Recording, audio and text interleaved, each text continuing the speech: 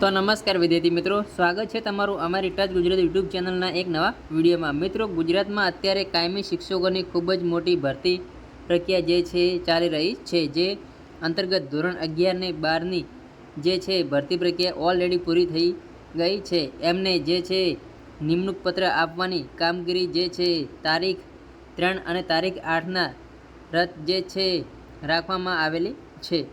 ધોરણ 1 થી 5ની અંતર્ગત પણ જે છે બીજો તબક્કો જે છે જાહેર કરી દેવામાં આવે છે।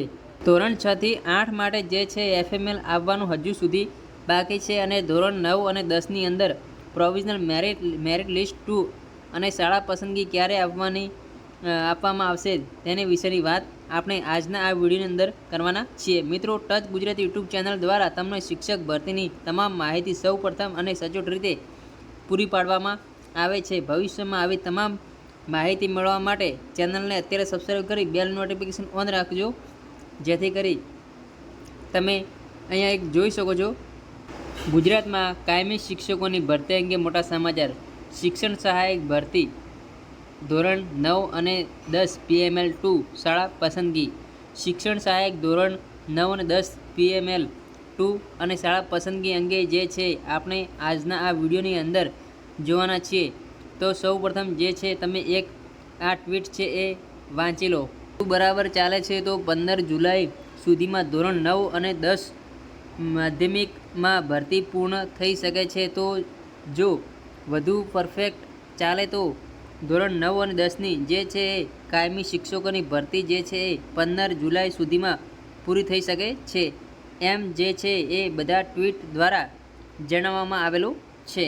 અને પહેલાં હું તમને અહીંયા એ કહું છું એ તમે જોઈ લો। મળતી માહિતી મુજબ કદાચ માધ્યમિક શાળાઓની યાદી કે જે અગાઉ મંગાવેલી હતી તેની ખરાઈની કામગીરી ચાલુ હતી, તે ખરાઈ કદાચ પૂર્ણ થઈ ગઈ છે।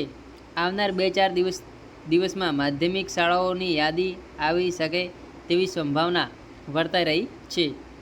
મળતી માહિતી મુજબ 8 જુલાઈ અથવા એ પહેલાં માધ્યમિક શાળાઓની યાદી વિથ PML 2 સાથે આ શાળા પસંદગી પ્રક્રિયા ચાલુ થઈ શકે તેવી સંભાવના વર્તાઈ રહી છે। હાયર સેકન્ડરી સરકારી ગ્રાન્ટેડ નિમણૂક પત્ર અને ભલામણ પત્ર અન્વયે કેમ્પની સમાંતરે માધ્યમિક પ્રોસેસ ચાલુ રહે તેવી માહિતી છે। બધું બરાબર ચાલે તો 15 જુલાઈ સુધીમાં માધ્યમિક શાળા પસંદગી અને પ્રોવિઝનલ શાળા ફાળવણી કદાચ પૂર્ણ થઈ શકે છે। છેલ્લે તો આટલું જ કહીશ, કોઈ પણ પ્રકારના વિઘ્ન વગર યથાવત આ જ રીતે શિક્ષણ સહાયક પ્રોસેસ પૂર્ણ થઈ જાય તો જુલાઈના એન્ડમાં 9-12 બધા જ શાળાઓમાં હાજર થશે। અમુક લોકો કહે છે કે મને હાયરમાં બહુ દૂર મળ્યું તો હવે માધ્યમિક ઘરની નજીક જ મળી જાય એમ છે, તો હવે શું કરવું? ભલા માણસ માધ્યમિક આવ્યા પહેલાં જ આવું બ્રહ્મજ્ઞાન પ્રાપ્ત થઈ જાય છે તો હાયર સેકન્ડરીમાં ઓછી શાળાઓ સિલેક્ટેડ કરવી હતી ને હવે મળી ગયા પછી ખોટા નાટક કરો છો। જૂજ લોકોના આવા અખતરા કે પ્રયોગોના લીધે જ આજે ઘણા ઉમેદવારો કે જે બોર્ડ પર હતા એ બિચારાને ફાઇનલ શાળા ફાળવણી મળતી નથી।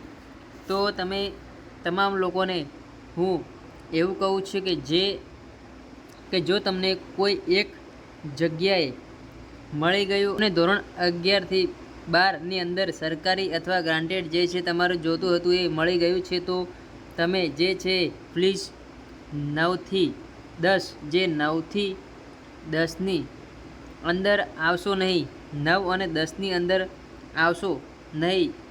તમે આવું કરશો તો તમારો જે છે એક સીટ તો તમે અહીંયા જે બગાડી દીધી છે, જે ઓલરેડી હવે તમે એક સીટ અહીંયા પણ બગાડશો। ખબર છે કે તમે બહુ હોશિયાર છો, એના કારણે જે છે એ તમને બંનેની અંદર જે છે સિલેક્શન થઈ શકે એવું છે, પરંતુ જે છે બોર્ડર પર રહેશે એ ઉમેદવારો જે છે ખૂબ જ આનાથી નુકસાન થાય તેવી શક્યતા છે। તો ઘણા કોઈક જે છે ઉમેદવાર થોડા ઘણા માર્ક્સ માટે જે છે શિક્ષક બનવાથી રહી જાય છે, એવું અહીં તમે પ્લીઝ કૃપા કરીને કરતા નહીં. તો મિત્રો આ હતો આજનો આ વિડીયો, જેની અંદર આપણે